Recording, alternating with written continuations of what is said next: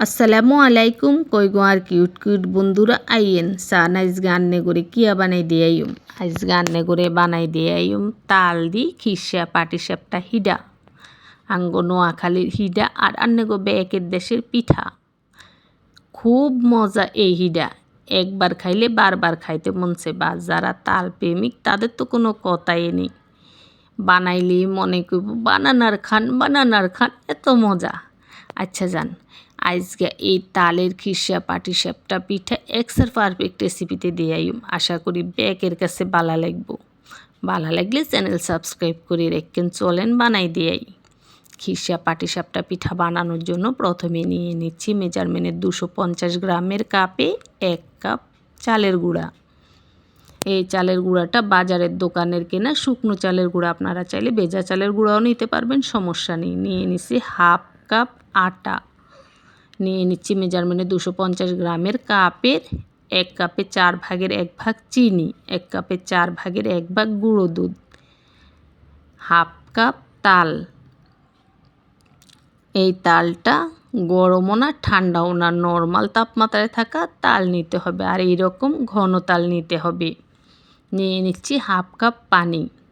এই পানিটা গরমও না ঠান্ডাও না, এটা নর্মাল তাপমাত্রায় থাকা পানি। এখানে লিকুইড হিসেবে আমি পানি ব্যবহার করছি, আপনারা চাইলে লিকুইড দুধ ব্যবহার করতে পারবেন। এবার একটা কাঁটা চামচ দিয়ে এগুলোকে মিশিয়ে নিচ্ছি, আপনি চাইলে আপনার সুন্দর হাতটা দিয়েও মিশিয়ে নিতে পারবেন। আচ্ছা দেখুন, হাফ কাপ পানি দিয়ে মিশিয়ে নেওয়ার পরে আমি আরও হাফ কাপ পানি নিচ্ছি। এই হাফ কাপ পানি আমি মোট দুবারে দিয়ে মিশিয়ে নিচ্ছি। এখানে মোট পানি ব্যবহার করেছি 1 কাপ।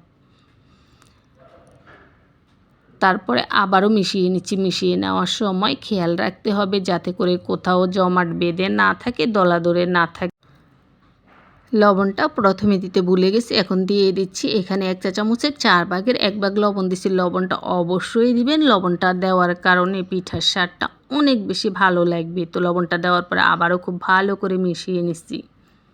এবার এগুলোকে ঢাকনা দিয়ে ঢেকে রেস্টে রেখে দিচ্ছি। ততক্ষণ রেস্টে রাখবো যতক্ষণ না এর ভেতরের জন্য ক্ষীরটা তৈরি করব, ঠিক ততক্ষণ। ক্ষীরটা তৈরি করার জন্য এই পাতিলে নিয়ে নিছি 2 টেবিল চামচ চালের গুঁড়া, নিয়ে নিচ্ছি 1 কাপের 4 ভাগের 1 ভাগ গুঁড়ো দুধ, 1 কাপের 4 ভাগের 1 ভাগ চিনি, 1 চা চামচের 4 ভাগের 1 ভাগ লবণ ও হাফ কাপ তাল। নিয়ে নিচ্ছি হাফ কাপ পানি। এই তালটা নর্মাল তাপমাত্রায় থাকা, পানিটাও নর্মাল তাপমাত্রায় থাকা। আচ্ছা, হাফ কাপ করে মোট দুবারে 1 কাপ পানি নিচ্ছি। আর নিয়ে নিচ্ছি হাফ চা চামচ ঘি। আমি আড়ঙের ঘিটা খাই, সেখান থেকে হাফ চা চামচ নিচ্ছি। এই ঘিটা ফ্রিজে ছিল তাই এরকম দেখাচ্ছে। আপনারা যদি গলানো ঘি নেন সেক্ষেত্রে 1 চা চামচ নেবেন। এবার সব কিছু একসাথে ভালো করে মিশিয়ে নিচ্ছি। মিশিয়ে নিয়ে পাতিলটা চুলার মধ্যে বসিয়ে দিছি। তারপর চুলার আঁচ মিডিয়ামে রেখে অনবরত নাড়াচাড়া করে ক্ষীরটা বানিয়ে নিচ্ছি। চুলার কাছ থেকে নড়া যাবে না, খুব ভালোভাবে নাড়াচাড়া করে ক্ষীরটা একেবারে ঘন থকথকে হওয়া পর্যন্ত চুলার কাছে দাঁড়িয়ে থেকেই বানাতে হবে।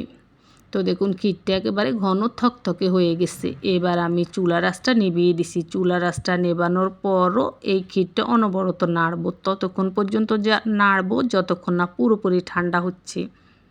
আপনি যদি না নেড়ে বাটিতে করে বা এক সাইডে রেখে দেন, এর উপরে সর বসে যাবে, যার কারণে পিঠার মধ্যে দিলে তখন খেতে গেলে কেমন যেন বাজে একটা ব্যাপার লাগবে।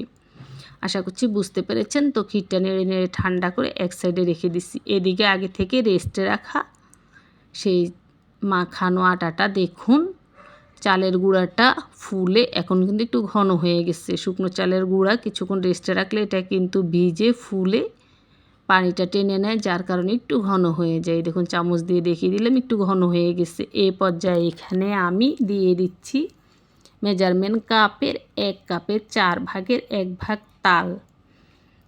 আপনারা চাইলে এখানে একটু পানি অথবা 1 কাপের 4 ভাগের 1 ভাগ দুধও দিয়ে দিতে পারবেন, সমস্যা নেই। তো আমি আরেকটু তাল দিয়ে দিলাম, পিঠাটা খেতে যেন ভালো লাগে। তবে এর চেয়ে বেশি তাল ব্যবহার করবেন না, পিঠার স্বাদ বজায় রেখেই আমি তাল দিছি যাতে করে একেবারে ঠিকঠাক স্বাদ লাগে। তালটা খুব ভালো করে মেখে নিছি। তারপর এর ঘনত্ব কেমন হইব সেটা দেখিয়ে দিলাম। একটা চামচে নিয়ে এভাবে গুঁড়ানি দিবেন। যদি দেখেন খুব সহজেই ঘুরছে, ভাববেন যে একেবারে রেডি। তো একেবারে রেডি। এবার পিঠা বানিয়ে দেখাবো। পিঠা বানাবো আমি এই তাওয়াটা তৈলাক্ত তাওয়া। তারপরও আমি 2-3 ফোঁটা তেল দিয়ে টিস্যু দিয়ে খুব ভালো করে মুছে নিছি। নিয়ে এখান থেকে 1 চামচ দিয়ে দিছি পিঠা বানানোর জন্য। তারপর লুসনি দিয়ে ধরে ঘুরিয়ে এভাবে ছড়িয়ে দিতে হবে, অথবা আপনি খুন্তি দিয়েও চাইলে ঘুরিয়ে এভাবে রুটির মতো করে বড় করে দিতে পারেন। তারপরে চুলার লো মিডিয়াম আঁচ রেখে 1 মিনিট ঢাকনা দিয়ে ডেকে রেখে দিচ্ছি। ঢাকনা না দিলেও চলবে, আমি প্রথমটায় ঢাকনা দিছি, তারপর ওগুলো বানাতে কিন্তু আর ঢাকনা ব্যবহার করিনি। মানে দুভাবেই দেখলাম কীভাবে ভালো হয়, দুভাবেই ভালো হয়, সমস্যা নেই। ঢাকনা দিলেও দিতে পারবেন, না দিলেও নেই। আচ্ছা, তারপর ভিতরে নিজের পছন্দ মতো ক্ষীরটা দিয়ে দিছি। তারপর ভাজ করে নিছি। ভাজ করে নেওয়ার পর সাথে সাথে নামাবেন না। ভাজ করে নেওয়ার পরও এপিঠ ওপিঠ করে একটু ভেজে নেবেন। তো দেখুন আমি কিন্তু এপিঠ ওপিঠ করে খুব সুন্দরভাবে একটু ভেজে নিচ্ছি। বাস হয়ে গেল আজকের তাল দিয়ে বানানো ক্ষীরসাপ পাটিসাপটা পিঠা। আর এভাবেই আমি প্রত্যেকটা পিঠা বানিয়ে বানিয়ে এই প্লেটে নিয়ে নিচ্ছি।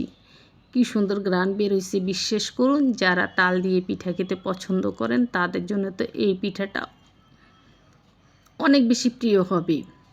আর যারা এই পিঠাটা খেতে চান প্লিজ এই রেসিপিটা আপনারা বানিয়ে খেয়ে দেখেন। ইনশাআল্লাহ আল্লাহর রহমতে সবার কাছে ভালো লাগবে। আশা করছি ভিডিওটি সকলের ভালো লেগেছে।